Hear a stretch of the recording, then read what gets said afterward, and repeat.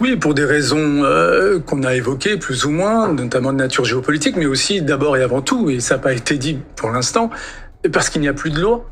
Ouais. Il n'y a plus de règles de référence. Et tout le monde tend à euphémiser ce qui se passe. L'opération américaine relève d'une agression, en fait, tout simplement, en langage du droit international.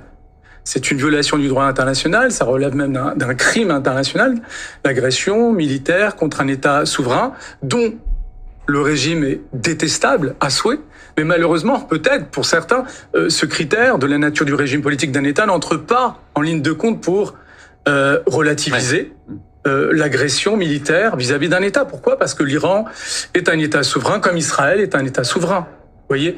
Donc c'est assez impressionnant et remarquable de constater les types d'échanges à la fois médiatiques et politiques autour de ce qui se passe depuis un certain temps, et surtout lorsqu'on garde à l'esprit notamment la dernière agression d'une ampleur assez plus ou moins, qui n'est pas comparable, mais qui était une agression vis-à-vis d'un autre État souverain, c'est la Russie contre l'Ukraine. Il y avait unanimité pour qualifier la nature de cet acte. Aujourd'hui, on oublie cette dimension-là, comme si le droit international était neutralisé, eu égard à deux paramètres, eu égard au statut de première puissance mondiale des États-Unis, ce qui lui donnerait donc peut-être un statut aussi particulier qui n'existe pas, encore une fois, en droit international.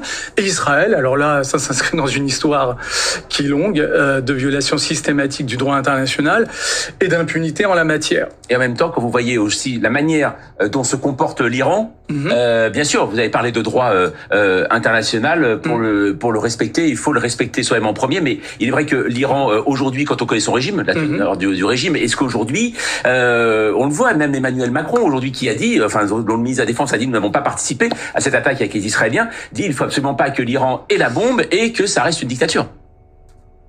Aujourd'hui.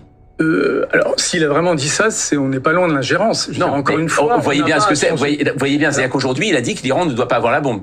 Il dit que ça serait une menace existentielle. Oui, je pensais plutôt au changement de régime. Je rappelle juste deux données très simples.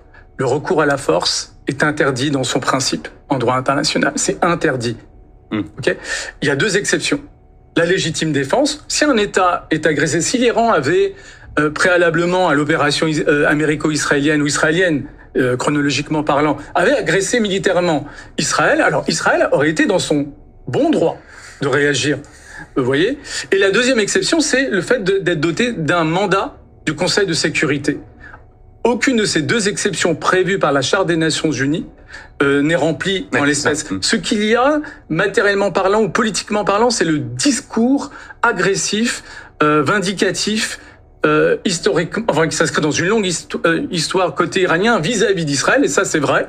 Il y a incontestablement un langage pour le moins belliqueux même vis-à-vis d'Israël. Mais c'est insuffisant a priori pour invoquer ce qu'Israël a invoqué, savoir ce qu'on appelle la guerre préventive ou en l'espèce une guerre préemptive. L'une et l'autre n'existent pas et relèvent de ce qu'on appelle une agression.